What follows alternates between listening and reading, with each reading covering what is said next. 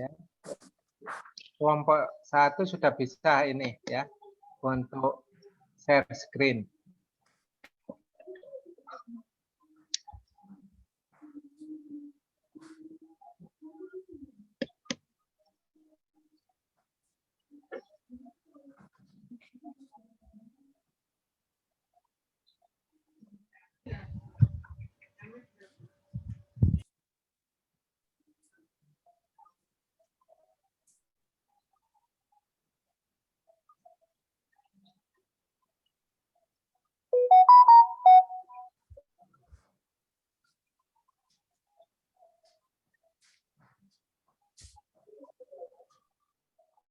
Ya.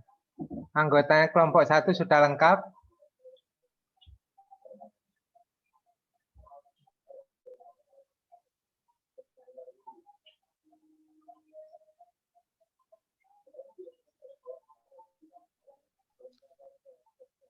Mohon izin, Pak. Ya, silakan. Masih nunggu satu orang lagi, Pak. Oke.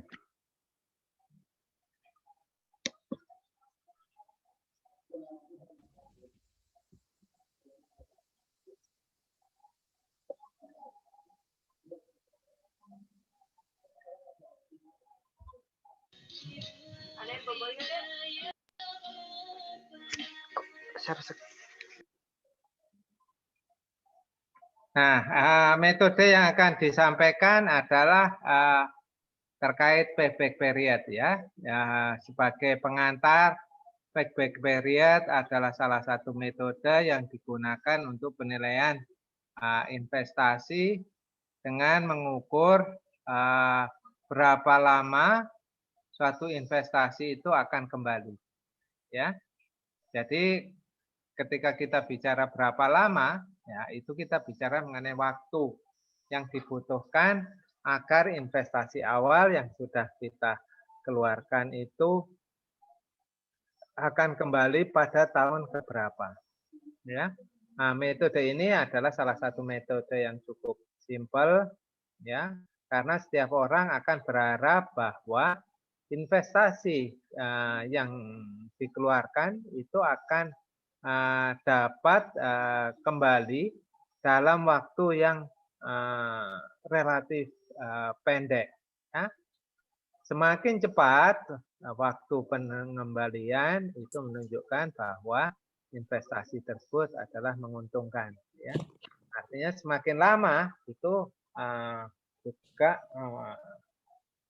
menjadi tidak menguntungkan karena semakin lama juga ada unsur resiko ya yang akan dihadapi oleh pelaku ya usaha. Oleh sebab itu di sini kita melihat bagaimana penerapan metode payback period ini digunakan.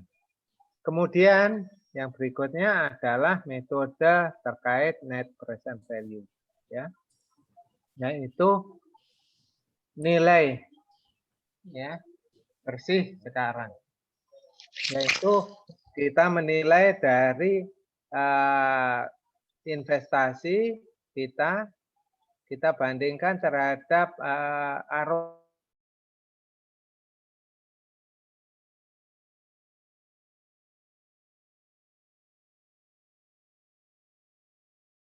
money ya dari setiap tahun ya di dalam suatu cash flow terhadap nilai saat ini ya. Dari situlah yang kemudian kita lakukan perbandingan apakah ya nilai NPV tersebut positif ya. Jadi artinya kita membandingkan antara arus kas ya dari awal sampai tahun terakhir kita membandingkan atau kita kurangi dengan investasi awal apakah situasinya positif atau negatif ya.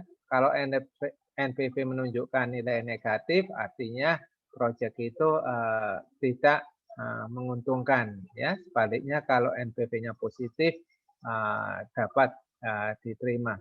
atau dikatakan layak. Ya, nah, silakan ya kelompok 1 untuk menyajikan.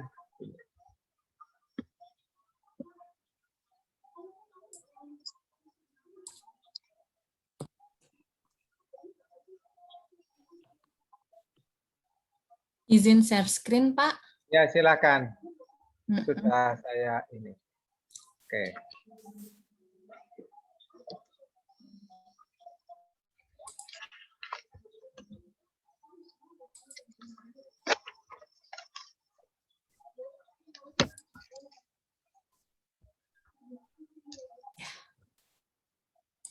Bisa dilihat ya, Pak? Bisa. Oke. Baiklah, silakan Mbak Gina bisa dimulai. Assalamualaikum warahmatullahi wabarakatuh. Waalaikumsalam warahmatullahi wabarakatuh. Selamat malam Pak Eko dan teman-teman sekalian. Malam ini kelompok 1 akan mempresentasikan tentang capital budgeting teknik, yaitu dengan metode payback period atau PP dan net present value. Berikut merupakan anggota dari kelompok 1, Pak Hanis, Bu Helena, Pak Bungaran, dan saya sendiri, Regina Vitasari.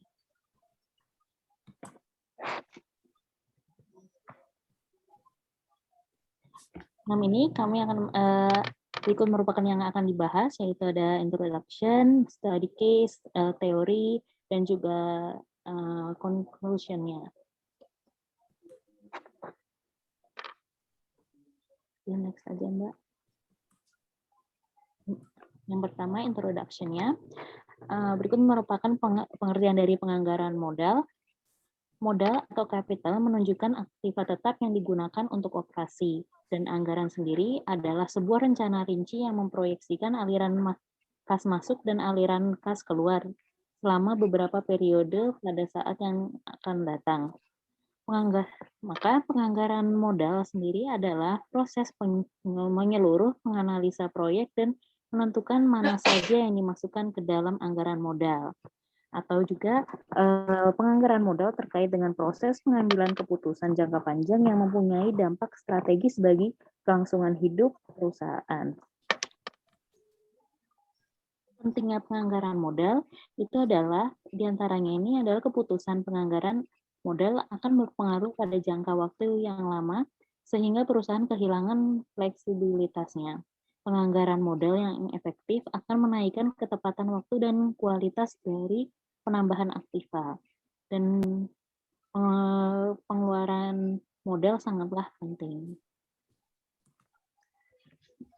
Berikut ada manfaat penganggaran modal, yaitu dampak jangka panjang keputusan investasi, penentuan ketersediaan aktiva modal pada waktunya, menghimpun dana, dan mengeliminir risiko. Berikut adalah tahap-tahap penganggaran modal. Step 1, ini adalah biaya proyek yang harus ditentukan. Step 2, manajemen harus memperkirakan aliran kas yang diharapkan dari proyek, termasuk nilai akhir aktiva. Yang ketiga adalah resiko dari aliran kas proyek tersebut diestimasi, memakai distribusi probabilitas aliran kas. Yang keempat adalah manajemen harus menentukan biaya modal atau cost of capital yang tepat untuk mendiskon aliran kas proyek. Yang kelima, dengan menggunakan nilai waktu uang, aliran kas masuk yang diharapkan digunakan untuk memperkirakan nilai aktiva. Yang keenam adalah nilai sekarang dari aliran kas yang diharapkan dibandingkan dengan biayanya.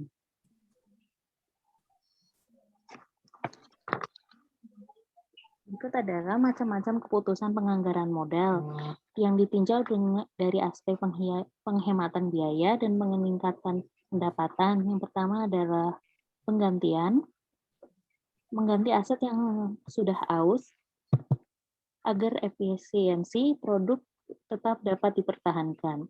Yang kedua, perluasan atau expansion dimaksudkan untuk menambah kapasitas produksi dari lini produk yang telah ada. Yang ketiga adalah growth atau pertumbuhan, mengembangkan lini produk yang baru berbeda dengan lini produk yang sudah ada. Sementara itu ditinjau dari tingkat Ketergantungannya, usulan proyek investasi dapat dikelompokkan menjadi 4. Yang pertama adalah independent proyek, 2 atau lebih proyek yang tidak ada keterkaitan antara proyek yang satu dengan yang lainnya, mutually exclusive project, 2 atau lebih usulan investasi yang mempunyai manfaat yang sama dan jika semuanya layak. Yang ketiga, complement project, 2 atau lebih usulan investasi yang saling melengkapi, dan substitute project, 2 usulan investasi yang saling menggantikan. Selanjutnya, metode yang akan dibahas malam ini adalah payback period dan net present value.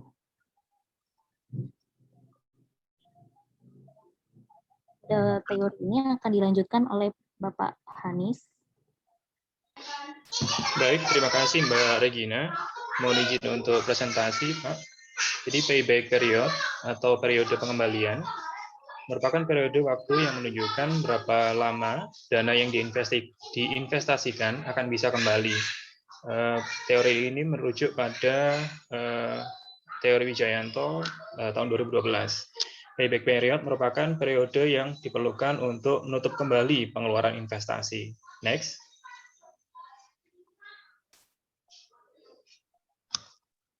Perhitungan payback period dapat dilihat dari perhitungan kas bersih yang diperoleh setiap tahun. Nilai kas bersih merupakan penjumlahan laba setelah pajak ditambah dengan penyusutan. Kurang lebih rumusnya adalah sebagai berikut, di mana K adalah periode pengembalian, kemudian CFT merupakan cash flow periode ke T atau tahun ke T, kemudian PBP merupakan faktor bunga present, seperti itu. Next. Untuk menentukan periode pengembalian jika arus kas per tahun jumlahnya berbeda, maka rumus yang digunakan merupakan seperti berikut. Jadi di mana N merupakan tahun terakhir di mana jumlah arus kas masih belum bisa menutupi investasi mula-mula atau awal. Kemudian A merupakan jumlah investasi mula-mula atau awal. Kemudian yang B merupakan jumlah kumulatif arus kas pada tahun ke N. Sedangkan yang C merupakan jumlah kumulatif arus kas pada tahun ke N1, N-1. Next. Jika arus kas per tahun sama, dapat menggunakan rumus payback period sebagai berikut. Rencana investasi dikatakan layak atau visible jika K kurang dari sama dengan N dan sebaliknya, di mana K merupakan jumlah periode pengembalian, sedangkan N merupakan umur investasi. Untuk menilai apakah usaha layak diterima atau tidak dari segi PBP, maka hasil perhitungan tersebut harus sebagai berikut. PBP sekarang lebih kecil dari umur investasi. Kemudian, dengan membandingkan industri unit usaha sejenis, yang ketiga merupakan sesuai dengan target perusahaan. Next.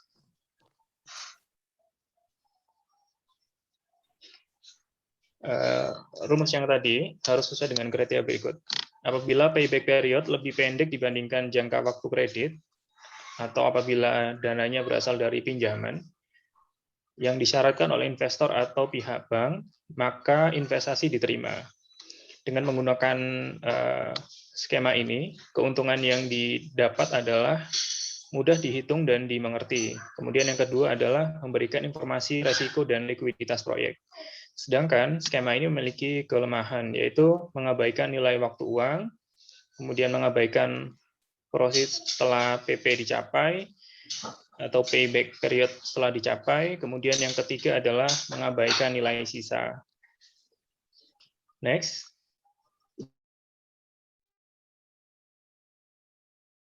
Value atau NPV. Metode penilaian investasi yang menggunakan discounted cash flow atau mempertimbangkan nilai waktu uang pada aliran kas yang terjadi. Metode untuk menyusun peringkat usulan-usulan investasi menggunakan NPV yang setara dengan nilai sekarang dari arus kas bersih masa depan yang didiskontokan pada biaya modal. Next. Rumus NPV sama dengan present value dikurangi required investment. di mana CO merupakan initial investment atau biaya investasi awal, kemudian yang C merupakan cash flow, kemudian yang T merupakan time period of the investment, yang R merupakan opportunity cost of capital maksud saya. Kemudian penilaian kelayakan finansial berdasarkan NPV yaitu jika NPV lebih dari 0, maka usulan proyek diterima. Jika NPV sama dengan 0, maka nilai perusahaan tetap walaupun usulan proyek diterima atau ditolak. Jika NPV kurang dari 0, maka usulan proyek ditolak seperti itu. Next. Baik, untuk studi case yang pertama akan disampaikan oleh Mbak Helena. Silakan Mbak Helena. Oke, baik. Di sini saya akan menjelaskan mengenai studi case yang pertama, di mana kita mengambil dari salah satu jurnal dengan judul Kelayakan Bisnis Cafe Kopi di Tangerang Selatan dari aspek kriteria penilaian investasi oleh Syamrudin.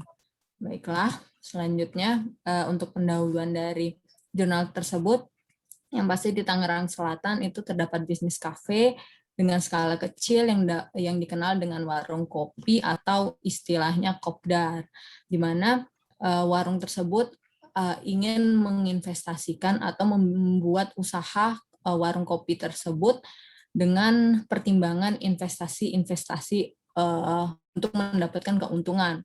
Alat ukur yang digunakan untuk menentukan kelayakan dari aspek keuangan atau finansial itu dapat dilakukan melalui pendekatan investasi, payback period, dan net present value.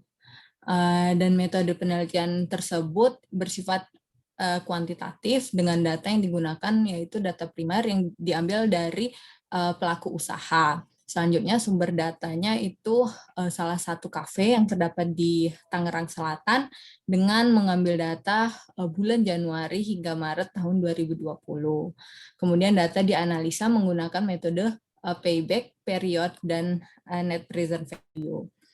Dapat dilihat berikut adalah hasil dan pembahasan berdasarkan data yang telah diperoleh dari pengamatan dan observasi ke kopdar tersebut, maka didapatkan modal awal dari usaha warung kopi, di mana kita dapat mengetahui total modal awal yaitu sebesar 37 juta, yang mana itu terdiri dari sewa tempat selama 1 tahun, kemudian ada kursi dan meja, peralatan masak, peralatan makan, dan biaya operasional awal selama 1 tahun. Kemudian didapatkan juga data biaya operasional per bulan, yang mana terdapat gaji karyawan, listrik, cup plastik dan sejenisnya, dan saus, kecap, gula yang digunakan untuk mengembangkan warung kopi tersebut. Kemudian ada pengeluaran per hari dan pemasukan per hari dari warung kopi kopdar. Selanjutnya dari data tersebut kita peneliti mengolah menggunakan metode payback period. Dapat dilihat yaitu pemasukan setelah dikumulatifkan menjadi 1 tahun, pemasukan yang didapat yaitu sebesar 37.500.000. Kemudian dengan pengeluaran per tahunnya itu sebesar 31.482.533. Dari pemasukan dan pengeluaran tersebut, kemudian kita dapat mengetahui keuntungan bersih bulanan atau kas bersih dari warung kopi tersebut didapatkan dari 37 juta, yaitu investasi awal dikurangin dari pengeluaran. Didapatkan bahwa laba bersih atau arus kas bersihnya itu sebesar 6.017.466. Kemudian berdasarkan rumus yang telah disampaikan sebelumnya di teori sebelumnya, bahwa untuk mencari payback period itu investasi awal dibagi annual benefit dikali periode waktu. Diasumsikan untuk penelitian ini bahwa arus kas bersih yang diperoleh itu sama, sehingga kita menggunakan rumus yang kedua. Selanjutnya kita cantumkan ke dalam rumus tersebut, didapatkan 37 juta dibagi arus kas bersih atau laba bersih yang diterima oleh warung Kopdar, kemudian dikali 12 bulan, karena dalam 1 tahun didapatkan bahwa payback period sebesar 6,149 bulan. Dan berdasarkan survei dan informasi dari lapangan yang telah dilakukan oleh peneliti, bahwa keuntungan yang dapat diperoleh itu rata-rata setelah 9 hingga 12 bulan investasi. Hal ini dapat layak diterima karena payback period itu lebih kecil dari keuntungan lebih kecil dari umur investasi yang diperkirakan. Oke. Selanjutnya untuk metode yang kedua itu net present value dengan beberapa asumsi. Yang pertama itu berdasarkan survei umur usaha kafe berkisar 6 hingga 11 tahun. Sehingga periode yang diambil yaitu 8 period dari beberapa data arus kas atau laba bersih per tahunnya hingga tahun ke-8 warung kopi tersebut. Dan berdasarkan data Bapeda Tangerang Selatan, tingkat suku bunga 6 hingga 7,5% setiap tahunnya. Kemudian kita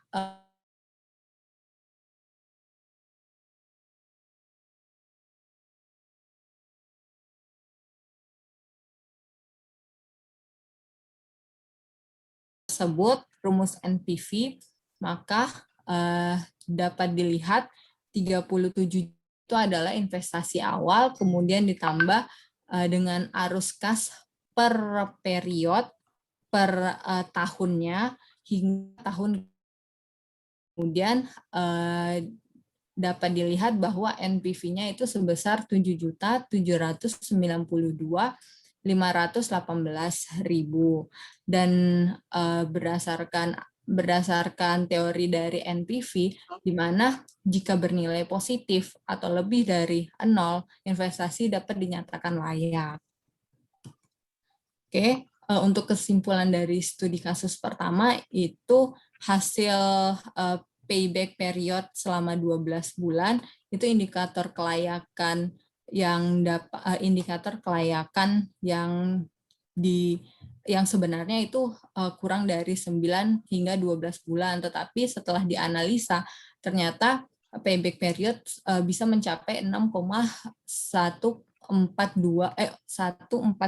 bulan, sehingga investasi tersebut bersifat layak. Kemudian untuk metode yang kedua, net present value, indikator kelayakan yang lebih dari 0, hasil analisanya itu juga lebih dari 0, yang mana bernilai 7.792.518,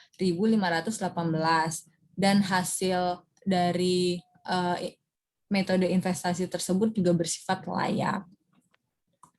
Baiklah, selanjutnya ada studi kasus kedua, itu kita juga mengambil dari jurnal, salah satu jurnal oleh Dem W. Manulang dan teman-teman, kemudian dengan judul analisis kelayakan investasi aktiva tetap dengan studi kasus pada 3 produk, yaitu Cincaujo, Blencho, dan Brownich. Oke, difokuskan ke Universitas Samratulangi yang memiliki unit kewirausahaan yang beranggotakan mahasiswa dan mahasiswi, yang mana unit kreativitas mahasiswa produk minuman dingin yaitu Cincaujo, Blencho, dan Brownich.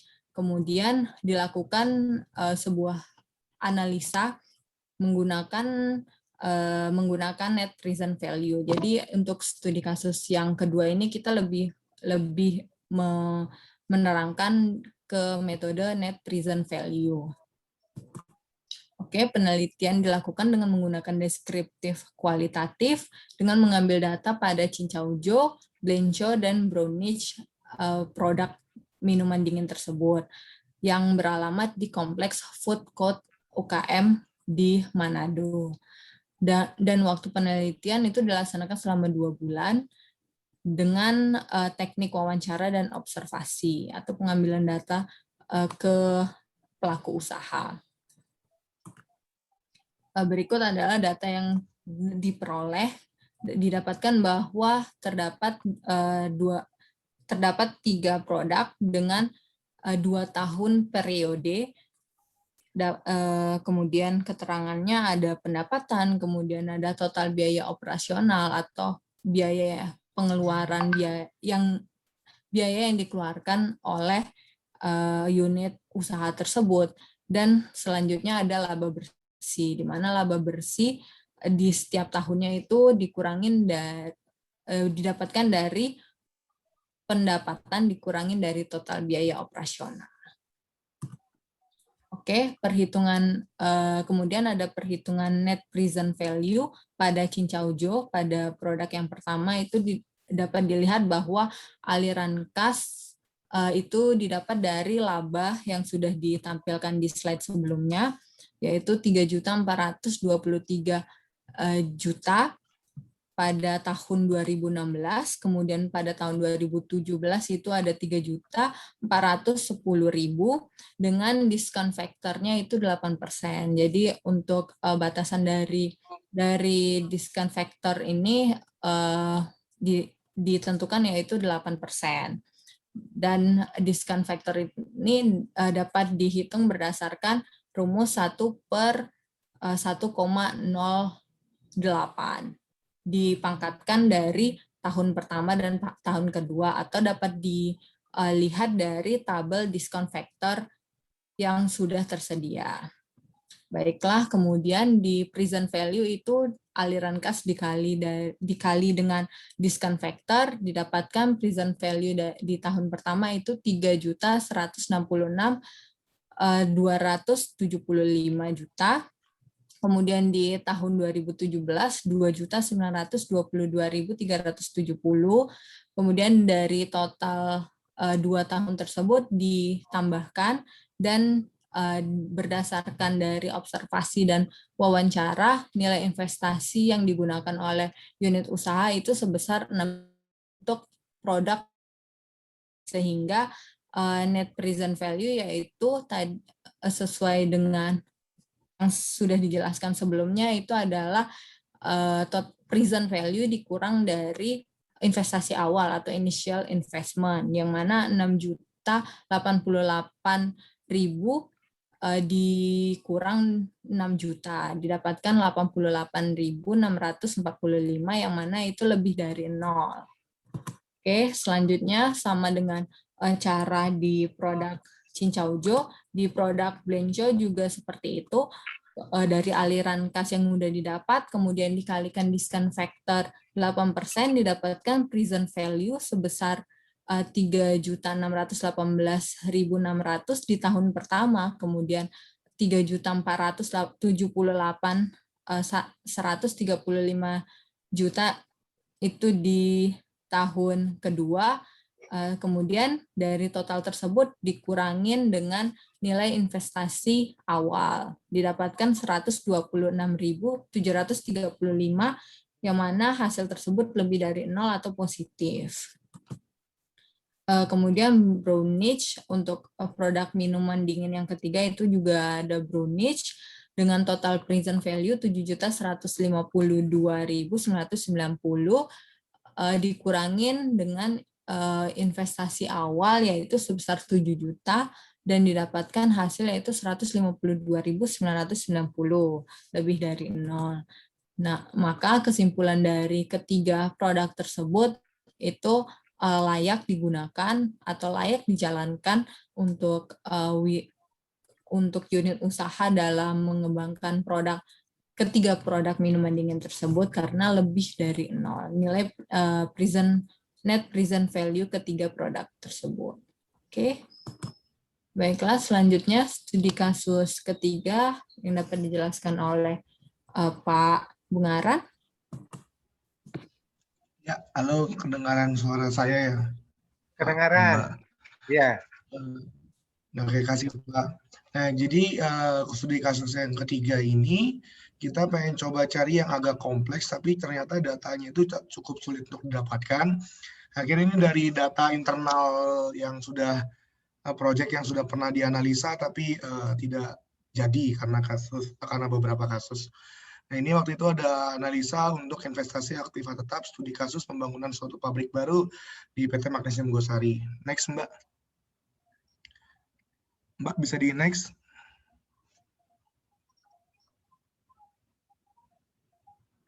Oke, nah metode penelitiannya studi ini lebih jeli kepada penelitian deskriptif kuantitatif dan kualitatif dengan menggunakan bantuan konsultan pihak ketiga. Yang dimana konsultan pihak ketiga ini melakukan dua hal. Yang pertama, melakukan perencanaan pabrik dan estimasi project cost. Yang kedua, mereka melakukan estimasi operasional pabrik selama 10 tahun. Nah, dari kedua data ini, dari data aspek teknikal tersebut dianalisa secara finansial dengan menggunakan metode PP dan NPV. Bisa di next, Mbak. Nah, ini beberapa data yang didapat dari pihak ketiga dari konsultan ini. Project cost-nya ada dua main biaya utama sini untuk plan cost. Plan cost terdiri dari pembebasan lahan, pembelian peralatan dan equipment, dan ketiga utility dan offsite facility, dan keempat pre-operating expense dan contingency. Untuk sub keduanya adalah interest during construction. Next, Mbak. Nah, ini yang data berikutnya ada operational cost. Ini berdasarkan dari pihak ketiga. Itu selain plan cost, itu juga ada debt equity ratio-nya ditentukan asumsi dari pihak ketiga, interest rate-nya, production capacity-nya, terus ada juga consumption rate, ada pemakaian bahan material dan penggunaan alat dari setiap masing-masing unit di pabrik tersebut. Di next, Mbak. Nah, ini yang berikutnya juga biaya untuk lain-lainnya seperti tenaga kerja, gaji, maintenance, dan lain-lainnya. Yang ketujuh itu biaya penjualan juga dapat dari konsultan. Yang kedelapan, kapasitas produksi yang kita buat dalam 10 tahun. Tahun pertama itu 75% kapasitasnya, dan tahun kedua itu 90%, dan tahun ketiga sampai tahun ke-10 itu 100%. Bisa di next, Mbak. Nah, ya, ini perhitungan dari cash flow-nya selama 10 tahun. Bisa dilihat dari perbedaannya adalah tiap kapasitas produksi tahun pertama, tahun kedua itu beda sendiri karena tahun pertama baru selesai baru mulai project, baru selesai project. Nah, terus yang berikutnya ada sales revenue, penjualannya yang diambil langsung dari harga jual dan dikali produksi yang hasil produksi. Yang kedua cost of production-nya, yang kemudian akan didapat profit before tax. Nah, nanti profit before tax ini tambah tax yang akan dihitung nilai payback period dan NPV-nya. Bisa di next, Mbak. Nah, ini perhitungan payback period-nya, di mana pabrik ini berkapasitas 200.000 ton per tahun dengan nilai jual adalah 187,5 USD per ton. Nah, ini ada sekitar 10 tahun. Yang didapat perhitungannya ini payback period dihitung setelah tahun kedua. Hal ini disebabkan pabrik baru berjalan pada tahun ketiga. Sehingga perhitungan payback period-nya adalah 2 ditambah keuntungan bersih dibagi nilai investasi sama dengan 9,69 tahun. Berikutnya akan dicatatkan perhitungan NPV-nya. Di sini faktor diskonnya menggunakan bunga bank per tahun kurang lebih sekitar 8%. Nah, ketika dimasukkan dengan rumus net present value yang kita udah bahas di slide sebelumnya, itu didapat bahwa nilai NPV-nya di bawah 0, yaitu minus 6.719 US dollar. Sehingga dapat dinyatakan bahwa proyek investasi ini tidak layak. Next, Mbak. Nah, jadi kesimpulannya, Dari kedua kriteria investasi ini, payback period dan net present value, didapat bahwa dari payback period project ini masih dikatakan layak, dan dari kriteria NPV dikatakan tidak layak. Jadi kedua uji ini masih kurang sebenarnya untuk mengetahui kelayakan investasi proyek ini. Mungkin berikutnya perlu dilakukan uji analisa IRR, ROI, dan ROE.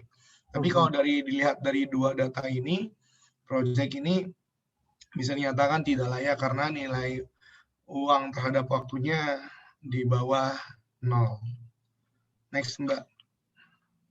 Nah, jadi kesimpulan secara keseluruhan, payback period digunakan untuk melihat berapa lama waktu atau periode yang dibutuhkan untuk mengembalikan dana investasi yang telah digunakan, yang akan dibandingkan dengan indikator-indikator yang telah ditetapkan bersama dari pemangku kepentingan.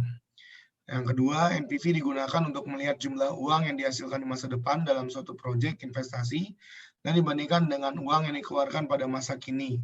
Jika NPV itu lebih daripada 0, proyek investasi dapat dinyatakan layak. Yang ketiga, ini untuk khususnya studi kasus yang pertama, itu nilai NPV di atas 0 dan payback period masih dalam suatu indikator, sehingga investasi ini dapat dikatakan layak untuk dilakukan investasi. Next, Mbak. Nah, ini referensi kita, ada dua jurnal internasional, ada dari dua jurnal. Dan mungkin itu saja, Pak. Terima kasih dari kelompok kami. Ya, terima kasih untuk kelompok 1 yang sudah mempresentasikan mengenai konsep capital budgeting dengan menggunakan teknik analisa payback period dan net present value. Ya, tadi juga sudah disampaikan mengapa perlu dilakukan perhitungan payback period, ya, karena setiap pelaku usaha menginginkan agar investasi yang dikeluarkan akan kembali dalam waktu secepat-cepatnya. Artinya di sini adalah penentuan target ketercapaian atau target pengembalian modal itu menjadi sangat penting, ya. Oleh sebab itu, disinilah peran PP untuk menunjukkan bagaimana cash flow yang ada itu akan mengarah pada pencapaian tujuan yang sudah ditetapkan. Ya. Kemudian yang berikutnya adalah terkait dengan NPV, ya. NPV adalah salah satu analisa juga yang di sini dilakukan untuk menilai, ya, bagaimana aliran kas dalam satu periode proyek itu ya setelah dilakukan diskonto dengan memperhitungkan time value of money itu akan memberikan nilai positif, ya, yaitu membandingkan antara arus kas yang ada dengan besarnya investasi awal, ya. Nah, ini juga untuk menjadi pertimbangan apakah suatu investasi itu akan dilakukan atau tidak berdasarkan hasil perhitungan ini, ya. Jadi ini yang tadi disampaikan oleh kelompok 1, ya. Silakan kelompok 2 memberikan tanggapan atau pertanyaan kepada kelompok 1, ya. Saya silakan.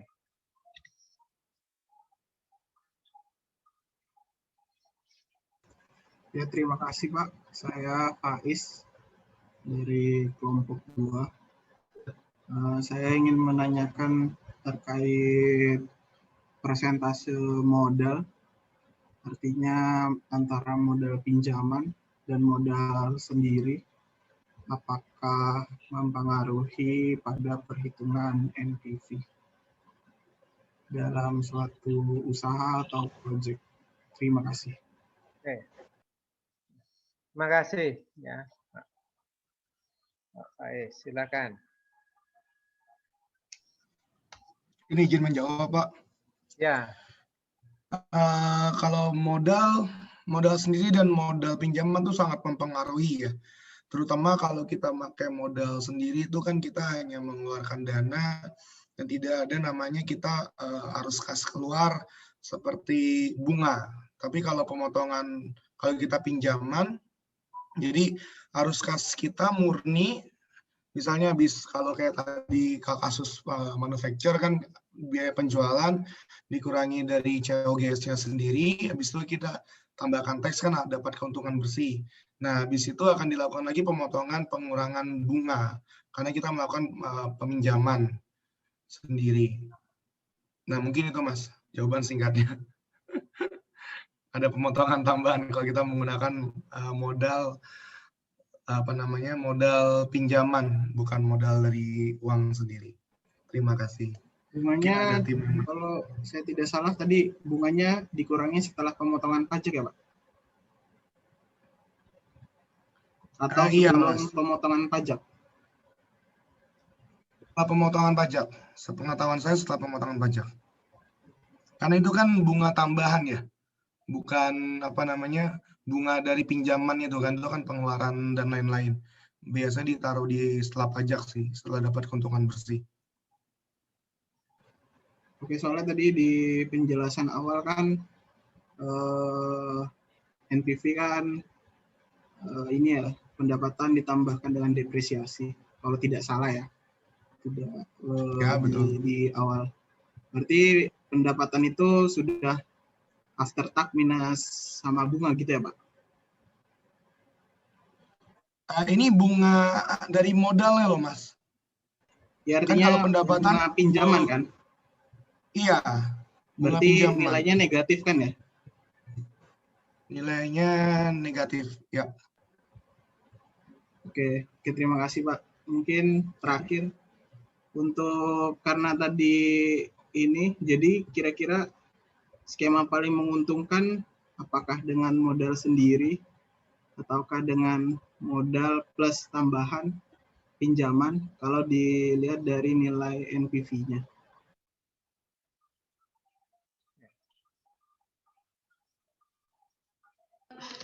Baik, mohon izin menjawab.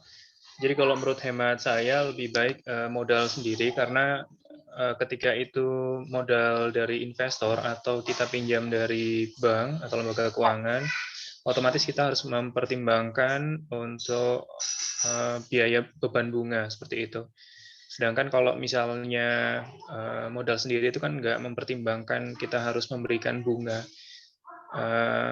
Di mana kita tahu bahwa seorang pengusaha itu membuat usaha itu kan harus segera mengupayakan untuk segera bagaimana balik modal. Nah, sedangkan ketika beban biaya ini bertambah, itu kan semakin menambah beban bagi seorang pengusaha seperti itu kurang lebih.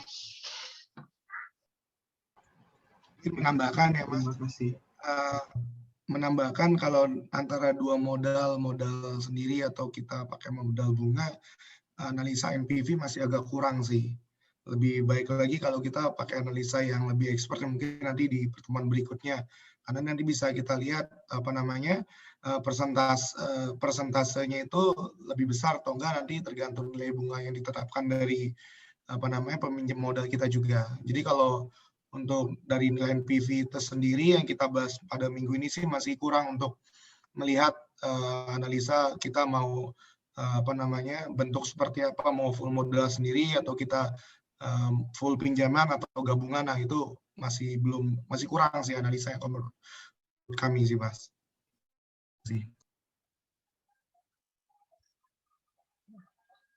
Oke. Saya menjawab ini tadi pertanyaan dari Mas Faiz ya. Bagaimana antara pinjaman dengan modal sendiri ya. Dalam konsep ini kita mengenal apa yang disebut sebagai debt atau hutang dan satu adalah equity ya, modal yang di-store ya, equity. Nah, komposisi ini ya sangat mempengaruhi di dalam ketika kita ingin menetapkan diskon faktor. Ya, selama ini ya tadi diskon faktor itu ditetapkan misalkan 12%, ada yang menetap 12%, ya. Dasar penetapan 12% atau 15%.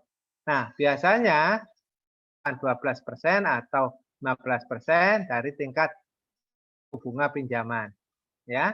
Jadi kalau tingkat suku 12%, maka diskon faktor kita gunakan 12%. Demikian pula suku bunga pinjaman 15 kita gunakan diskon faktor 15. Tentu semakin besar diskon faktornya, ya, suku bunga itu juga akan mempengaruhi nilai NPV. Ya. Karena semakin besar nilai diskon faktornya, itu nanti di akhir NPV-nya makin kecil. Ya, semakin besar ininya semakin kecil NPV.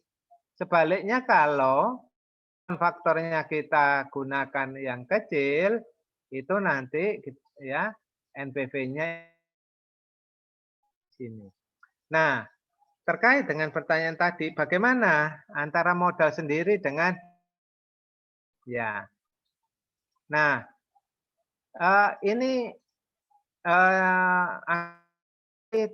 penentuan tingkat diskon faktor yang kita gunakan gini, ya. Kita menggunakan equity atau modal sendiri yang disetor 7, ya. 30% adalah ini dari debt atau hutang. Nah, di situ ya untuk penentuan diskon faktornya kita bisa melalui BACC. Ya, BACC itu artinya weighted ya average cost of capital. Ya, bobot rata-rata. Ya, nah dari perhitungan itu kemudian hasilnya itu kita gunakan sebagai diskon faktor. Ya, nah sehingga kita bisa tahu ya tentu kalau posisinya itu modal sendiri yang di store itu porsinya lebih besar atau hutang, nah itu nanti nilai BACC-nya akan berbeda dengan kalau 100% itu kita gunakan dari sumbernya hutang, sehingga nanti dari situ kita bisa memperbandingkan nilai NPV-nya apa, ya mana yang lebih besar. Ya, dari situ kita tentu memiliki strategi. Kita akan menggunakan modal sendiri yang disetor, kita akan menggunakan pinjaman dari bank. Ya, itu strategi yang digunakan melalui BACC. Ya, itu tambahan dari saya. Ya, kalau ingin mengetahui antara pinjaman dan ya modal sendiri, ya itu nantinya bisa dilakukan. Kan yang lain yang ingin memberikan dari kelompok 2, izin Prof, bertanya. Silakan. Saya Pratama, Prof, dari kelompok 3. Oh ya, silakan.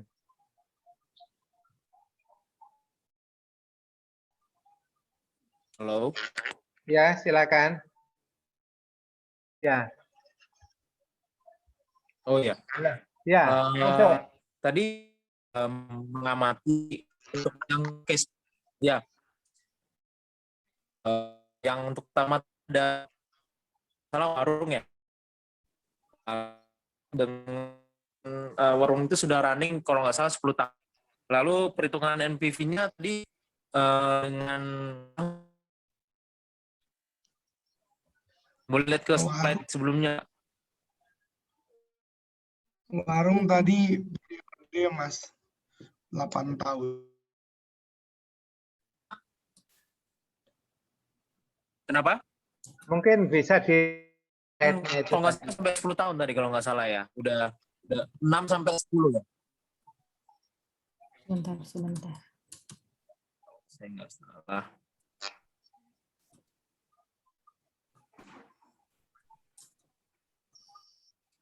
Oke, 1 kalau nggak salah tadi Mas saya baca.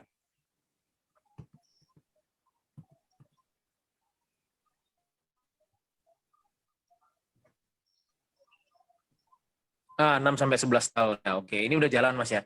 Itu ngitung NPV-nya kenapa 4 yang ngitung NPV-nya ya?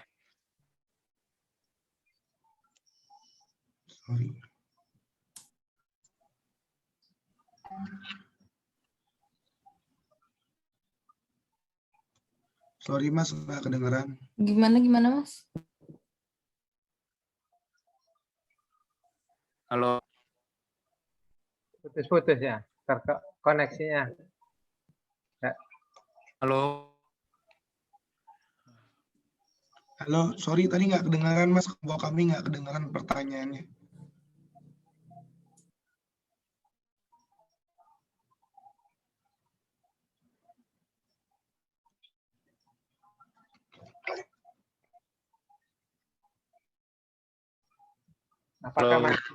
Apakah masih ada di sini atau?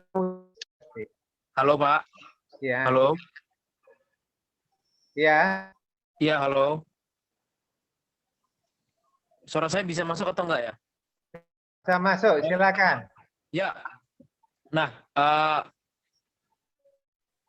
yang mau saya tanyakan adalah basis perhitungannya ini kapan gitu loh Pak?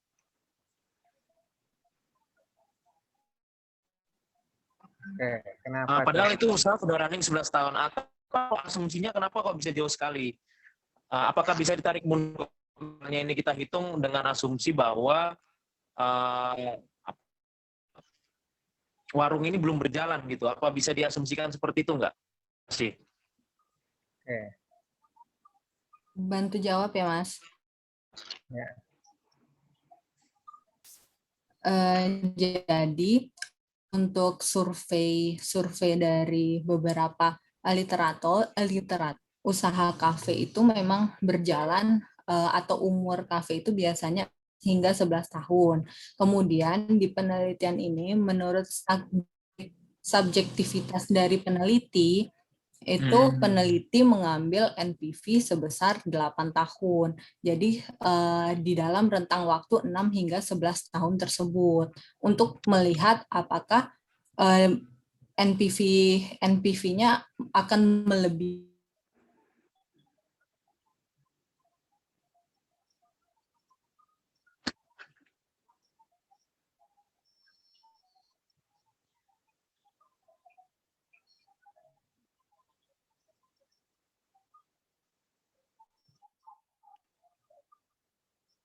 Halo.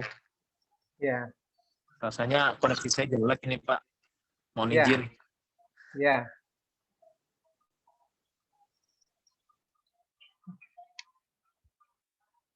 Oke. Ada anggota ini yang bisa membantu menjelaskan tadi 6 sampai 11 ya. Mungkin kalau saya melihat ini tadi ini kan gini ya. Penilaian ini dibuat sebelum KP itu didirikan, ya. Hanya persoalan. Tadi saya baca itu sudah udah running, Pak. Oh, sudah running. Iya, itu dia makanya saya jadi bantu menjawab, Pak. itu, Pak. Ya. Ya, mohon maaf tadi Mbak Elena koneksi terputus. Jadi 6 sampai 11 tahun itu ini kan satu wilayah namanya Tangerang Selatan ya Mas ya. Itu kan agak luas. Jadi dia ambil survei dari beberapa, kebetulan ada satu kalau di jurnalnya ada satu kafe yang sudah disurvei.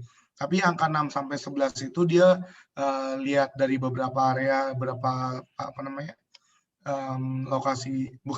satu lokasi tapi beberapa kafe yang di sana rata-rata kafenya itu hidup dari 6 sampai 11 tahun. Maka ini dia ngambil angka yang di dalam rentang tersebut secara subjektif. Jadi estimasinya kalaupun dia ngambil angka 8 tahun, kalau NPV-nya masih masuk, ya berarti dia kan nilainya investasi masih lebih baik. Jadi kalau 6 tahun itu dirasa mungkin ya, dirasa terlalu cepat, 11 tahun mungkin dirasa terlalu lama, makanya diambil posisi tengah, dan ini penilaiannya subjektif, dia nggak memberikan metode atau nggak memberikan acuan atau bagaimana. Nah, jadi dia langsung menuliskan angka 8 tahun tersebut. Ya, ya oke. Berarti ini bisa dibilang asumsi ya, Mas ya? Yap, asumsi ya. Karena tadi saya ngelihat payback period itu cuma 6 bulan seperti itu. Dengan payback period 6 bulan, NPV-nya jauh sekali diambil rentangnya seperti itu. Iya Mas, asumsi itu. Oh ya, baik, oke. Oke. Jadi artinya gini tadi ya, kalau kita bicara dengan rentang waktu katakanlah 8 tahun ya, untuk menyusun cash flow usaha kafe itu 8 tahun yang diputuskan secara subjektif dari 6 sampai 11 tahun diambil 8 tahun, artinya pengembalian investasi itu akan terjadi pada ya periode sebelum 8 tahun itu tercapai, ya harapannya seperti itu, ya. Nah, di sini yang harus ditentukan adalah dengan usia kafe itu nantinya 8 tahun, kira-kira ya pemilik kafe itu akan berharap ya payback periodnya berapa tahun, ya hanya di sini tidak ditetapkan ininya, hanya dihitung ya dalam waktu berapa 9 bulan ya, kurang dari 9 bulan payback periodnya tercapai ya. Harusnya di sini si pemilik itu juga menentukan selain perkiraan usia kafenya, juga dia berharap menentukan ya payback periodnya itu berapa tahun sih. Kalau saya akan investasi sampai 8 tahun, kira-kira balik modalnya itu berapa tahun ya. Ya, misalkan 2 tahun atau 3 tahun ya di situ. Itu yang ditetapkan asumsi awal ya. Sehingga nanti dari hasil perhitungan payback period apakah itu nanti 9 bulan atau lebih dari 2 tahun. Nah, itu ada nanti pertimbangan-pertimbangan yang digunakan untuk menentukan bahwa investasi tersebut bisa diterima atau tidak. Jadi ini juga harus menetapkan ini kapan payback periodnya. Hanya di sini di persoalan tadi tidak ditetapkan ya tadi, atau ditetapkan 9 bulan tadi. Tadi nggak ditetapkan kayaknya sih Dok, tapi udah dihitung PP-nya.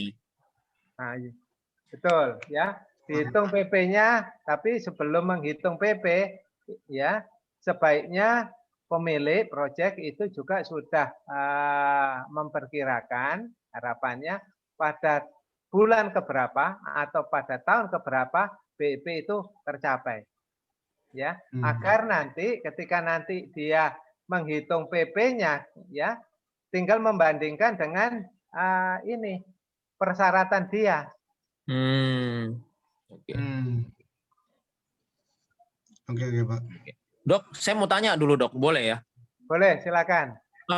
Secara konsep Dok, capital budgeting ini pemahaman saya Dok ya, saya tolong dikoreksi kalau salah.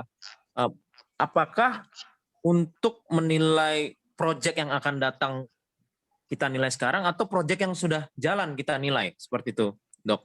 Saya pengen tahu Dok, secara konsep seperti apa sih sebenarnya capital budgeting ini dibikin?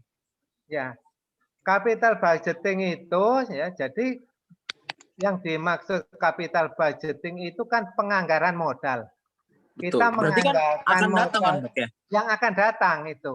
Ah. Jadi bukan yang sudah terjadi. Nah, itu dia. Yang case yang baru sedang kita bahas kan itu sudah terjadi, Dok. Apakah itu juga bisa digunakan, Dok, untuk yang sudah terjadi? Itu loh pertanyaan saya. Nah, yang sudah berjalan itu bisa kita masukkan pada kategori capital budgeting kalau memenuhi beberapa kriteria. Misalkan ya, pengembangan kafe tersebut membuka cabang di tempat lain. Oh, oke. Ya, karena di situ ada suatu investasi baru, ya. Ya. Ya. Yang kedua, ya, misalkan dia mengganti peralatan, ya. Ya, memperbesar misalkan gedung, ya. Satu lantai menjadi 2 lantai, ya. Oke. Itu bisa dilakukan. Oke. Jadi benar nggak saya ini, Dok? Jadi kalau capital budgeting kita lakukan dengan bisnis yang sudah running itu untuk investasi baru seperti itu, Dok ya? Atau proyek baru ya? Yang berhubungan dengan proyek lama gitu ya, Dok ya? Ya, kira-kira proyek baru itu akan menghasilkan keuntungan atau tidak, ya? Apakah dengan kita misalkan memperluas usaha kita, atau kita mengganti peralatan kita, atau kita menambah unit usaha, itu nantinya akan menjadi sumber keuntungan, ya, atau kemudian malah ya, gitu. Ya, jadi kita tidak menilai perusahaan yang running. Kalau sudah running ya tinggal kita kelola saja sampai usianya itu habis. Iya. Itu dia karena tadi kan case 1 itu membahas tentang perusahaan yang sudah running kan, Dok. Makanya saya penasaran apakah capital budgeting ini bisa kita gunakan untuk bisnis yang sudah running atau memang secara prinsip hanya kita gunakan untuk project yang akan datang gitu loh, atau upcoming project seperti itu. Ya. Itu kita gunakan bisa yang sudah jalan ketika perusahaan itu akan mengembangkan usaha. Oke. Siap, Dok, siap. Gitu. Terima kasih, Dok. Terima kasih rekan-rekan kelompok 1. Oke, ya. Oke, silakan ada. Coba saya bisa dilihatkan ini tadi formulanya NPV. Formula NPV. Sebelum studi kasus.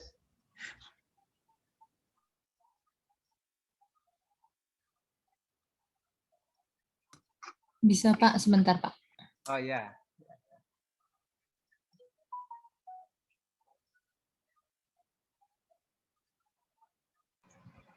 Pak, sambil menunggu, saya boleh tanya nggak, Pak, dari kelompok 2 lagi? Silakan. Saya ingin tanya, Pak, kenapa nilai depresiasi itu pada arus kas dikurangi di gross profit dulu, kemudian ditambah lagi di akhir, Pak, ditambah lagi sama net profit after tax.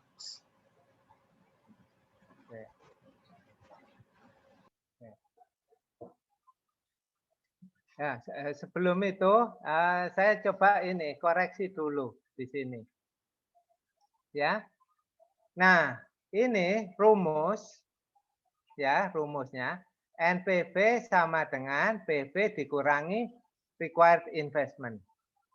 Ya.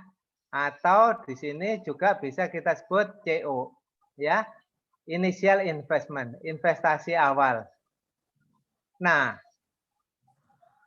ketika kita lihat yang di dalam kotak NPV, ya, initial investment, ya, itu ditambah, ya, dengan ini ya, ditambah dengan value-nya. Ya. Nah, jangan sampai nanti keliru ininya. Ya, menggunakan rumus ini. Harusnya kalau di Minus, rumusnya bentuk minus CO. Ya. Betul. Harusnya minus karena itu investasi awal itu harusnya dibuat minus karena mengeluarkan uang. Betul.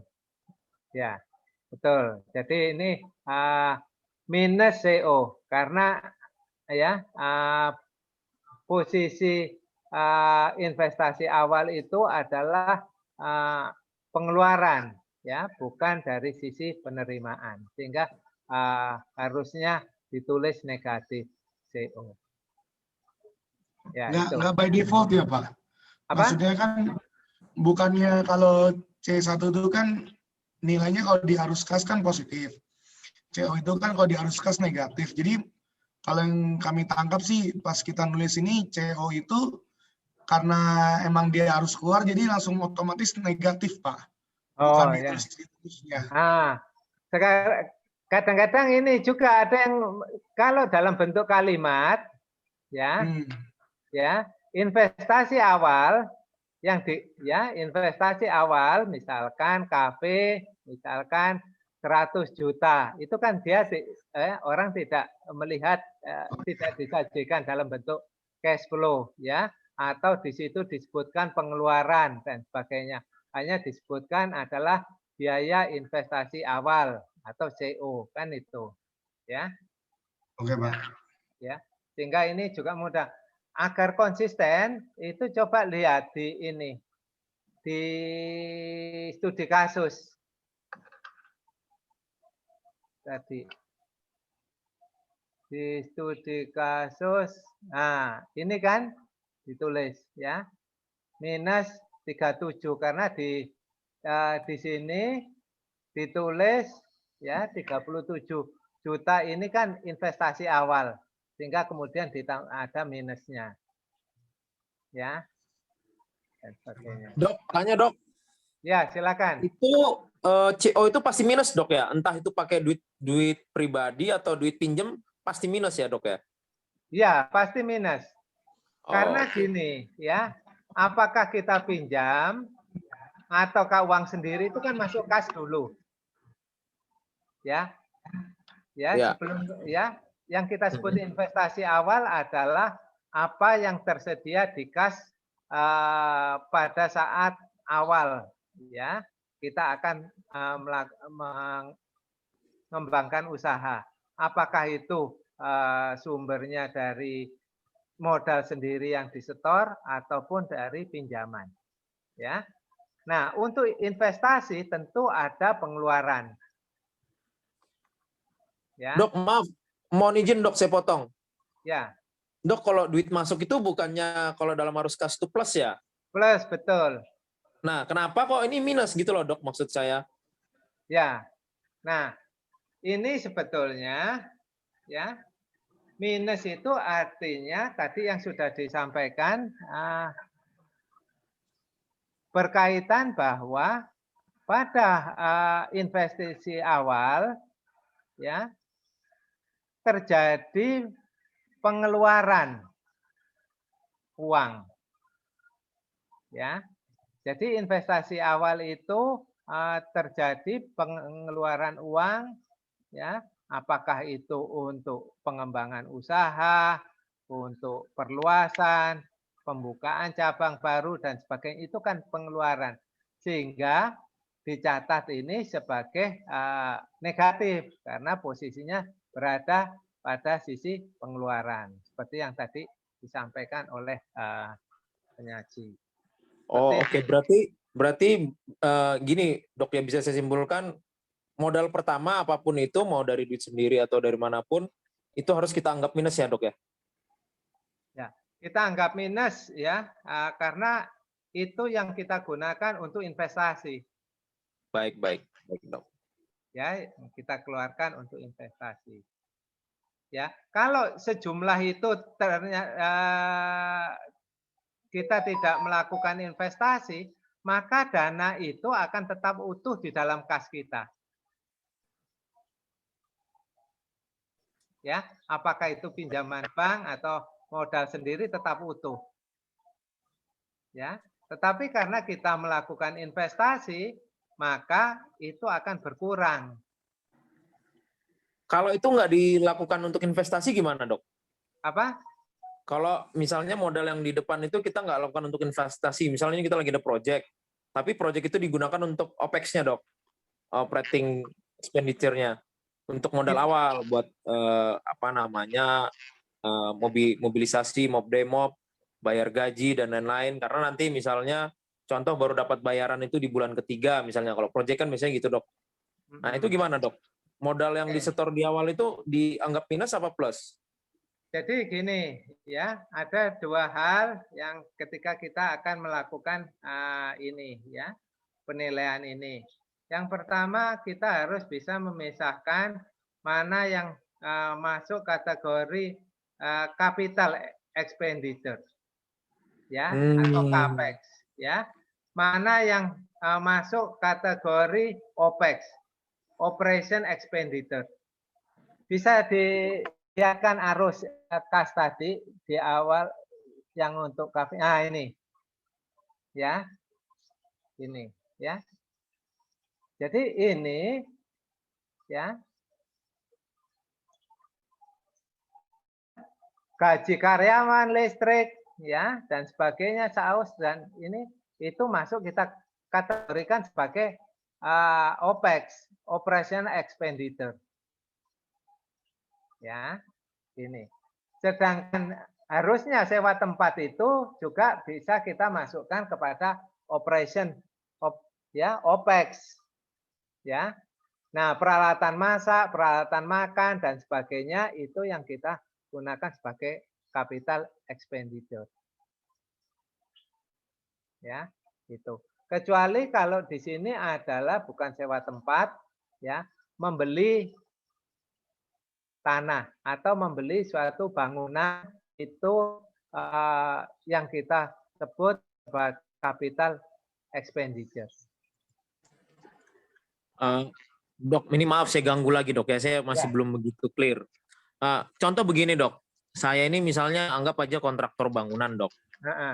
Iya kan, saya disuruh bangun rumah nih, disuruh bangun rumah kan berarti saya butuh modal kan, Dok, beli material buat bayar buruh dan lain-lain. Nah, modal pertama yang saya taruh di situ itu masuk di CO-nya itu minus apa plus, Dok? Oke, jadi ini ya. Sorry, Dok, saya potong. Sedang di situ kan saya tidak sedang melakukan investasi, tapi saya sedang melakukan proyek. Mungkin saya pasti ada pengeluaran, misalnya ada alat-alat tukang atau ada bayar tukang, beli material dan lain-lain. Nah, modal pertama yang saya gunakan itu di depan itu di minus apa plus, Dok? Karena kan kalau secara arus kas saya naruh duit di situ plus, tapi apakah itu nanti jadi minus apa jadi plus? Itu pertanyaan saya, Dok. Oke, ya. Jadi misalkan gini, ya. Tadi punya modal begitu, ya. Nah, tentu yang kita sebut investasi itu adalah kita menggunakan dana yang tersedia dengan harapan mendapatkan keuntungan di masa depan, ya. Keuntungan di masa depan itu bisa 3 bulan yang akan datang, bisa 5 bulan yang akan datang, bisa setahun yang akan datang, ya. Artinya, ya, modal awal tersebut itu kan tidak utuh, ya, karena tadi disampaikan modal awal tadi digunakan untuk membeli material, membayar tukang, akhirnya kan habis itu minus keluar semua. Betul. Ya, nah, pengeluaran tadi membeli bahan bangunan, membayar tukang itu kita masukkan pada pengeluaran operasional. Ya, nah tetapi ya kalau kemudian modal tadi kita gunakan untuk membeli alat berat. Ya, membeli alat berat itu kita masukkan sebagai capital expenditure. Ya. dengan alat berat yang kita miliki, kita akan dapat mengerjakan proyek tersebut, ya, di situ, ya. Nah, sehingga di kas kita itu dana itu akan terpakai keluar, ya. Apakah itu untuk operasional expenditure atau untuk capital expenditure, ya. Nah, ada dua strategi, ya, suatu perusahaan, ya. Apakah dia menihilkan, ya, menihilkan ini, mengurangi capital expenditure, tapi memperbesar operasional ini expenditure, ya. Contoh kalau capital expenditure-nya besar, berarti kita membeli barang modal, ya, tadi seperti alat berat dan sebagainya, ya. Tetapi kalau kita tidak ingin memasukkan dana kita itu tidak kita gunakan untuk belanja modal atau capital expenditure, kita bisa sewa. Ya. Nah, sewa itu kan misalkan proyeknya 1 tahun nih. Berarti kan kita sewa alat itu setiap bulan kita harus bayar. Betul. Ya, itu kita masukkan sebagai operation expenditure. Jadi nanti operation expenditure-nya jadi besar. Tapi capital expenditure-nya kecil. Oke. Ya. Tetapi kalau tadi kita inginnya membeli peralatan berat, berarti di sini capital expenditure bisa jadi besar, tapi nanti di operation expenditure-nya jadi kecil karena tidak perlu lagi sewa alat seperti itu. Oke dok, baik dok. Terima kasih dok. Ya, itu. Terus tadi pertanyaannya Mas Faiz ya, terkait depresiasi ya dan sebagainya. Nah, di dalam perhitungan kita membuat capital budgeting, tentu kita membuat perkiraan arus kas ke depan. Nah, arus kas ini tergantung kepada kita, ya. Pihak yang akan melakukan penilaian investasi ke depan seperti apa. Nah, pada minggu lalu saya sudah menyampaikan di dalam membuat arus kas, ya, kita bisa menggunakan 2 metode. Ya. Yang pertama adalah metode tidak langsung dan yang satunya adalah metode langsung. Ya. Nah, kalau kita menggunakan metode langsung, maka di dalam arus kas itu tidak kita masukkan yang namanya depresiasi. Ya, tidak masukkan depresiasi, kemudian pajak dan sebagainya. Ya. Nah, tetapi kalau kita menggunakan pendekatan tidak langsung, maka di situ kita akan memasukkan komponen-komponen depresiasinya, ya. Kita akan memasukkan pajak yang harus dibayar dan sebagainya, ya. Nah, di sini adalah tergantung pilihan, ya. Ketika menyusun arus kas untuk kebutuhan analisa, ya, apakah itu untuk perhitungan payback period, NPV, apakah arus kas yang mau kita buat adalah menggunakan pendekatan arus kas dengan metode langsung atau metode tidak langsung, ya. Itu yang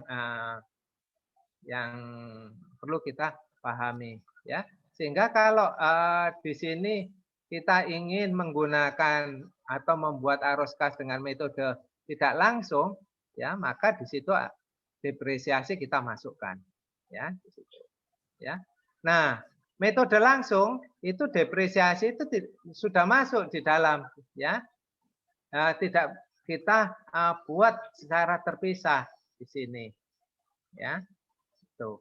Lain dengan metode tidak langsung kita memasukkan depresiasinya juga.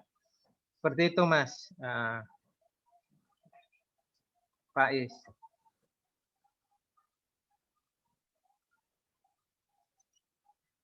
Oke. Ada lagi ya? Boleh tanya, Dok? Silakan, silakan. Siapa dulu nih? Ini siapa dulu? Ya. Boleh silakan duluan aja nggak apa-apa. Ya. Oke.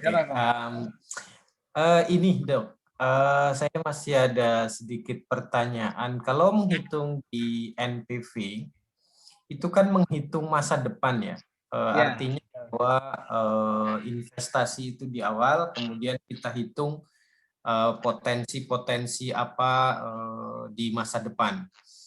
Termasuk juga revenue yang akan kita perkirakan di masa depan.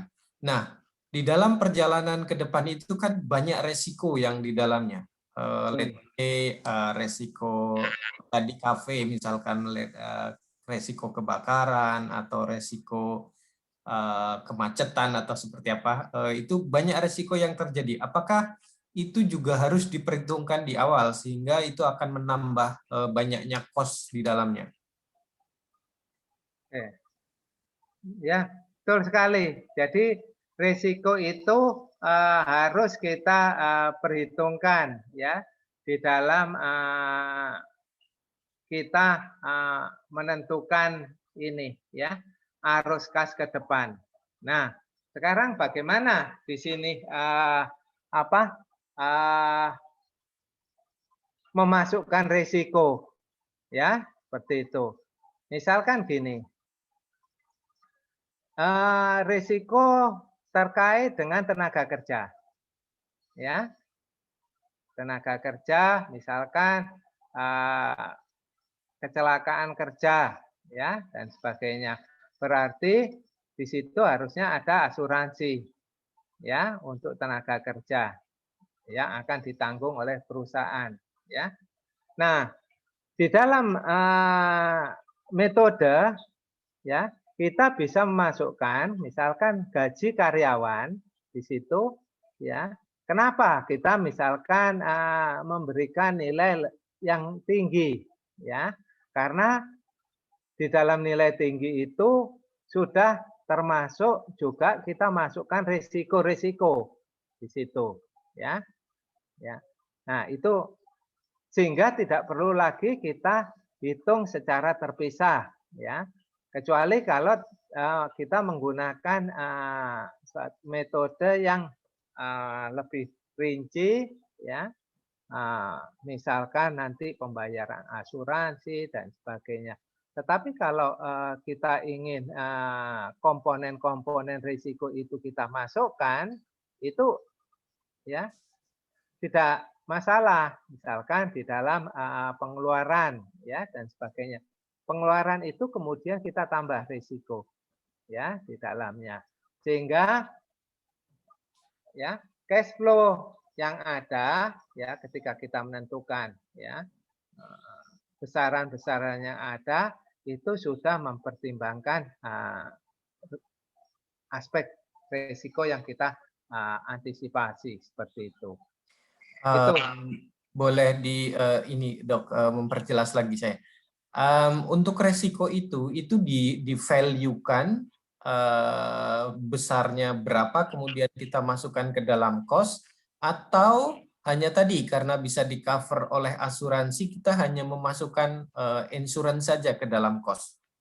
Ya, kita bisa memasukkan kira-kira berapa persen, ya, misalkan dari gaji itu misalkan atau dari peralatan yang kita gunakan itu yang perlu kita asuransikan ya misalkan ya.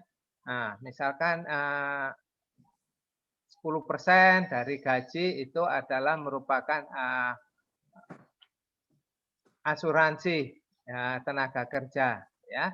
Jadi kita tidak perlu kemudian secara ini nilai rupiahnya berapa, tapi kita bisa membuat suatu estimasi berdasarkan kondisi saat ini. Misalkan kita survei, misalkan dari gaji itu komponen untuk asuransi itu kira-kira berapa persen sih? Nah, sehingga itu yang kita bisa gunakan untuk penentuan ke depannya. Jadi misalkan dari 100 itu 10% adalah merupakan komponen asuransinya. Seperti itu. Oke. Terima kasih, Dok. Ya. Tapi sebenarnya dalam perhitungan total cost investment kan, total cost investment itu kan fixed cost sama working capital ya Pak? Ya. Di fixed cost-nya sendiri kan sudah ada biaya tidak terduga. Ya. Kemudian kalau untuk masalah asuransi pekerja kan sudah masuk include dalam labor value kan Pak? Maksudnya labor gaji kan ya? Iya, betul. Oke Pak. Izin bertanya. Ya, silakan. Di teori itu kan disebutkan untuk perhitungan payback periodnya itu jika arus kas per tahunnya sama. Apakah ada perhitungan khusus jika misalnya kas per tahunnya ada perubahan seperti itu? Oke. Ya, ketidaksamaan antara per tahunnya. Oke. Ya. Ya. Terima kasih. Ini yang pertanyaan yang bagus ini tadi tidak tidak dimunculkan di sini di dalam bagaimana menghitung tadi, misalkan payback period. Nah, ya. Payback period. Ya. Ini. Nah, sebetulnya jadi ini. Ya, kalau kita menggunakan arus kas dengan jumlah yang berbeda. Nah, sebetulnya gini, ya. Ketika kita hanya kasusnya itu tidak nampak di sini, ya. Coba apakah ada di sini yang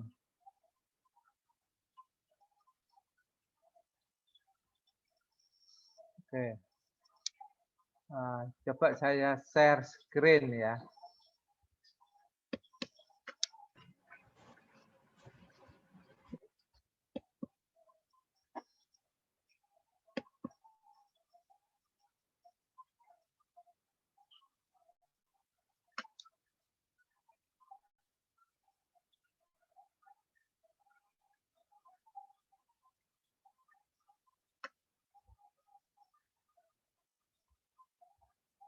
Sudah kelihatan?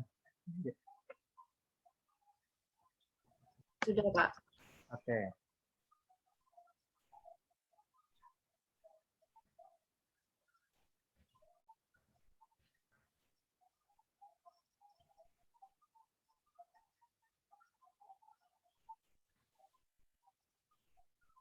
Ya. Bagaimana kalau kita menggunakan arus kas yang berbeda, ya? Nah, ini ada dua metode, ya. Ini adalah kalau arus kas per tahunnya sama. Jadi investasi awal cukup dibagi dengan arus kas.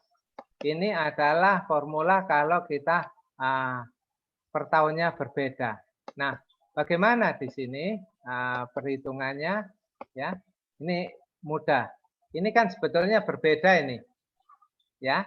Arus kas misalkan investasinya 600, ya. Ini umur proyeknya 5 tahun dengan arus kas setiap tahunnya berbeda. Bagaimana kita menghitung payback period, ya? Di dalam menghitung payback period, di sini kita arus kas ini kita buat arus kas kumulatif, ya. Jadi ini kita kumulatifkan, ya. Tadi adalah biaya investasinya 600, ya. Berarti pada tahun kedua, ya itu masih 550. Berarti payback periodnya belum tercapai. Tetapi tahun ketiga itu sudah 750. Berarti payback period ini antara tahun kedua dan tahun ketiga. Ya, 2 tahun berapa bulan. Nah, bagaimana kita mencari ini periodenya ya sehingga mendapatkan angka yang lebih fix ya. Nah, ini yang kita gunakan di sini. 600. 2 itu dari mana? 2 itu adalah tahun kedua. Ya. Tahun kedua sebelum 600 itu tercapai. Ya, jadi ini tahun kedua masih 550 ya. Ya, tadi. 2 600 itu adalah ini biaya modal dikurangi 550 itu adalah pada capaian pada tahun kedua ya, kumulatif. Ini tahun ketiga kumulatifnya 750 dikurangi ini kumulatif pada tahun kedua. Sehingga didapatkan 2 tahun 3 bulan. Nah, ini adalah contoh bagaimana kita menghitung ketika arus kasnya berbeda. Nah, demikian pula di dalam penentuan NPV ya, antara arus kas yang sama dengan arus kas berbeda itu juga demikian. Ya. Ini ya. Contoh. Ya. Arus kas ya ini. Ya. Ini adalah arus kas, tingkat bunganya berapa, nanti kita akan mendapatkan nilai present value. Nah, ini kalau rumusnya kalau arus kasnya sama, itu tinggal arus kas dikalikan faktor diskontonya berapa. Nah, itu kita bisa melihat di tabel dikurangi investasi awal. Tetapi kalau setiap tahunnya itu berbeda, ya, berbeda, kita menggunakan rumus ini. Ya, ini. Seperti itu ya perhitungannya. Sehingga ini sebagai contoh ya, ini dengan arus kas yang berbeda ya, maka kita menghitungnya seperti ini akan kita dapatkan NPV seperti ini ya. Tetapi kalau ininya sama, misalkan 12 juta selama 5 tahun, setiap tahun 12, maka 12 ini dikalikan faktor diskonto sekian, itu dikurangi biaya investasi awal ya. Itu kira-kira penjelasannya kalau arus kasnya berbeda. Pak, itu tadi kan di tahun ketiga udah kembali ya payback periodnya di payback period ketiga ya yang ya. Kalau misalnya dia itu kan itu di rumusnya itu A min B dibagi C min B. Kalau ya. misalnya dia itu payback periodnya itu di tahun keempat atau kelima, itu kita ngambilnya gimana ya, Pak? Oh, gitu. Ya.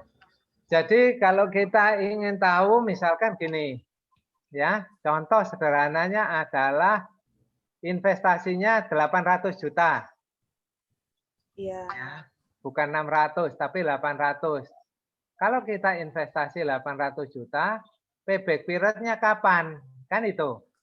Berarti kita lihat payback period itu 800 itu akan terjadi antara tahun ketiga dan 4.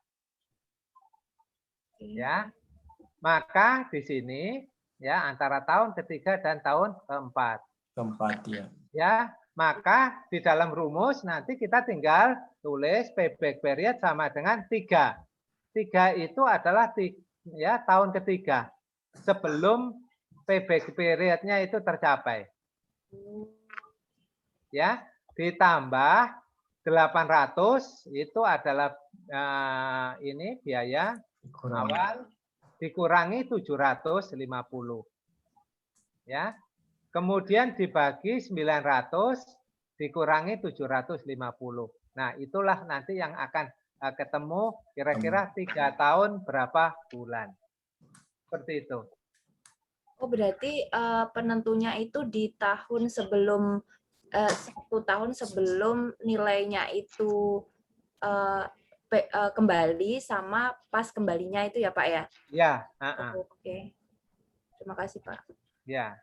Mau nanya Pak, kalau Ya. ini kan yang rumus payback period kalau misal berbeda ini kan kita jujur nyari agak susah Pak ya. Enggak, makasih disampaikan ini. Kalau misalnya 10 tahun gitu Pak, rumusnya tetap sama atau gimana Pak ya? Ini kan 2 plus ya. kalau 10 tahun gitu Pak. Oke. Kalau 10 tahun kita itu tinggal ini punya, berarti kalau 10 tahun kan harus kas selama 10 tahun nih. Ya Pak. Ya. Nah, sekarang kita lihat dari kas selama 10 tahun kita buat arus kas kumulatifnya sampai tahun ke-10. Oke. Ya. Nah, yang kita lihat ya adalah hanya fokuskan pada tahun berapa sampai tahun berapa itu yang peralihan antara belum tercapai dengan tercapai. Ya, misalkan antara tahun ke-5 dan tahun ke-6, ya, itu periodenya. Maka itu saja yang kita lihat. Tidak perlu setelah tahun ke-6 ya kita perhitungkan lagi, misalkan seperti itu. Hanya kita lihat, bandingkan di mana sih sebetulnya ya secara kumulatif modal kita itu akan kembali. Kan itu. Ya. Jadi dijabarkan gitu ya Pak ya. Ya, karena di sini kalau kita lihat ya ada asumsi-asumsi di sini kalau kita lihat di dalam ini penilaian payback period ini ya. Contoh. Nah, ini kelemahan metode periode ini tidak memperhatikan nilai waktu dari uang. Ya, tadi ya yang kita lihat adalah kita tidak mengalihkan dengan diskon faktor. Ya, itu. Yang kedua, tidak memperhitungkan nilai sisa dari investasi. Artinya, walaupun itu arus kasnya sampai 10 tahun, tapi kalau payback period itu terjadi pada tahun ketiga, ya, maka setelah tahun keempat, ya, itu kita udah enggak lihat lagi arus kasnya. Ya.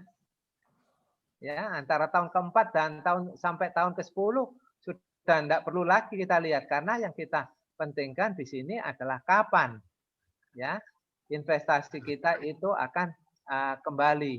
Kan kalau sudah ketemu pada tahun ketiga itu kembali, ya di sini kita sudah tidak lagi memerlukan melihat bagaimana arus kas tahun keempat sampai tahun ke-10. Ya. Jadi inilah yang kita sebut juga tidak memperhatikan arus kas setelah periode pengembalian ini ya tercapai. Seperti itu. Value of money-nya juga tidak dihitung juga, Mas. Iya, tidak dihitung. Tetapi ya tadi kelemahan metode ini tidak memperhitungkan time value of money. Kemudian muncul pendekatan baru yang kita sebut discounted payback period. Oh, ya. Okay. Ya, jadi kalau di situ yang diinginkan ya adalah discounted payback period, maka harus dihitung ininya, ya, value of money-nya dulu, ya di sini, ya. Nah, setelah itu baru kita menghitung kapan payback period-nya. Seperti itu. Oke. Ya, Jadi dengan arus kas yang sama, kita memasukkan kita menggunakan metode payback period dengan discounted payback period, hasilnya itu akan berbeda. Ya. Jadi kalau ini ya pasti berbeda. Kalau ini itu dengan tidak memasukkan time value of money itu 2 tahun 3 bulan itu sudah modal sudah kembali, ya. Tetapi kalau kita memasukkan diskon faktornya itu hampir 3 tahun, ya, 2,9 tahun, ya, ini, ya, itu yang membedakan. Artinya ketika kita masukkan discounted ke dalam perhitungan payback period, maka ya periode pengembaliannya itu akan lebih panjang atau lebih lama dibandingkan ketika kita tidak memasukkan diskon faktornya ke dalam perhitungan. Seperti itu ininya. Jadi kita bisa menggunakan dua metode ini. Apakah kita menggunakan yang mudah, yang simple, ya, payback period biasa, atau kita akan menggunakan discounted payback period. Seperti itu.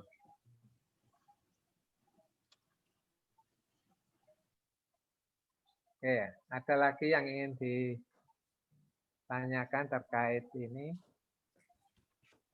Pak, boleh nanya, Pak? Silakan. Ya, Pak, di beberapa studi kasus yang disampaikan sama teman-teman, itu kan biaya investasi itu selalu di awal langsung brek gitu ya, Pak ya, nilai minus sekian. Saya masih belum dapat ini, Pak, gambaran kalau misalkan modal usaha itu kita dapatkan dari debt gitu, Pak. Kan mungkin kita akan dapat nih di awal gitu kan. Cuman kan itu kan nanti akan kita gunakan interim gitu ya Pak ya. Mungkin tahun pertama kita cuma menggunakan sekian, terus setelah itu kan kita juga mungkin ketika kita sudah ada sampai di grace periodnya kan kita harus membayar cicilan gitu ya Pak. Nah, kayak membayar cicilan setelah grace periodnya itu apakah harus kita masukkan sebagai cash out juga Pak untuk cash flow-nya gitu. Oke. Mungkin itu sih Pak. Oke, ya. Jadi gini ya. Misalkan gini, kita akan memulai suatu usaha, kita tidak punya modal sama sekali, ya. Kita pinjam dari bank, ya. Misalkan 1 juta. Nah, 1 juta itu bisa jadi 60% itu kita gunakan untuk capex, capital expenditure. Ya. Yang 40% kita gunakan untuk OPEX, operation expenditure, ya. Bisa, ya. Artinya di sini kita membuat yang kita keluarkan pada tahun ke awal adalah capex-nya yang 60%. Ya. Nah, yang 40% itu kemudian kita keluarkan pada tahun atau periode yang berikutnya. Misalkan selama kegiatan itu belum menghasilkan, itu kita bisa gunakan untuk membayar gaji karyawan, ya. Itu masuk biaya operasional, ya, dan sebagainya. Nah, di situ tahun ke-1 pertama sampai tahun ke-5 itu adalah masa grace period di mana kita tidak dibebani untuk pembayaran hutang termasuk bunganya. Nah, baru tahun ke-6 di dalam arus kas itu kita harus mencantumkan pengeluaran dalam rangka membayar cicilan hutang. Ya, misalkan cicilan hutang akan dibayar mulai tahun ke-6 sampai tahun ke-10. Nah, disitulah yang kita masukkan besarannya berapa, ya. Nah, tahun pertama sampai tahun kelima ditulis pembayaran hutang dan cicilan ditulis 0 karena masih periode grace period tadi yang disampaikan. Tetapi kewajiban itu baru dilakukan pada tahun ke-6, maka kita masukkan ya berapa yang kita akan bayarkan kepada bank sebagai pengembalian pokok dan bunga pinjaman. Kira-kira seperti itu. Jadi kalau kita untuk menghitung NPV-nya itu tetap kita masukkan ya Pak ya sebagai cash flow ya, minus gitu ya Pak ya di betul. tahun kesekiannya ya. Iya. Oke Pak, makasih Pak. Ya, sama-sama.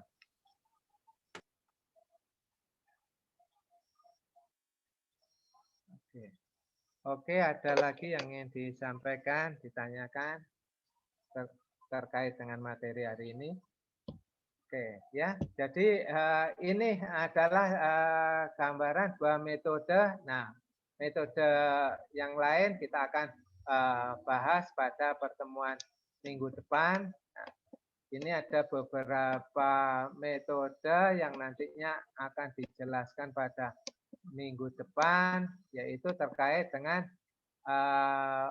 PI, ya, profitabilitas indeks, ya, yaitu bagaimana kita menghitung ya indeks dari suatu ya indeks keuntungan dari suatu usaha, ya, ini yang kita gunakan. Kemudian juga bagaimana kita akan menghitung besarnya IRR, internal rate of return-nya, ya, dari suatu usaha, ya.